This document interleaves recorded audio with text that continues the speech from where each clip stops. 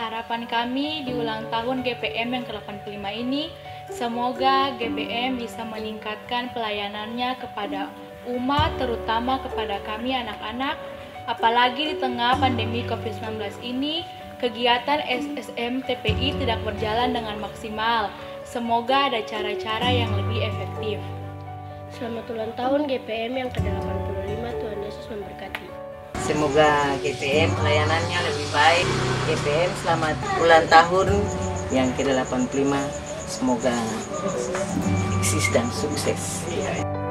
Harapan Oma saat ini, Oma ingin untuk gereja GPM Semaluku ini agar hentikan semua COVID maupun dari pemerintah maupun dari gereja, supaya COVID-19 ini akan berlalu, supaya jemaat akan kembali ke dalam rumah Ka'bah Allah untuk berbaktikan Tuhan. Selamat hari ulang tahun GPM. Semoga Tuhan Yesus memberkati. Hari ulang tahun yang ke-85 tetap sukses.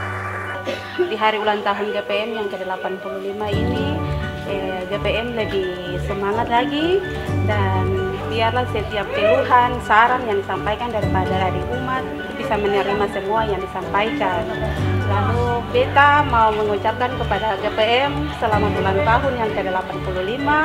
Biarlah ketemu semua bergandengan tangan, satu menopang dengan yang lain, dan biarlah di masa pandemi ini kita bisa melewati semua itu dengan pertolongan Tuhan.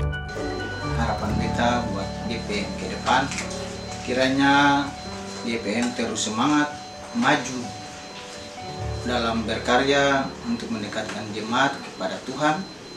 Walaupun katong harus jaga jarak karena ada dalam kondisi pandemi COVID-19 ini, GPM harus menemukan inovasi untuk bisa selalu membuat jemaat ini dekat kepada Tuhan. Dan sekarang beta mau ucapkan selamat ulang tahun buat GPM yang ke-85. GPM maju selalu.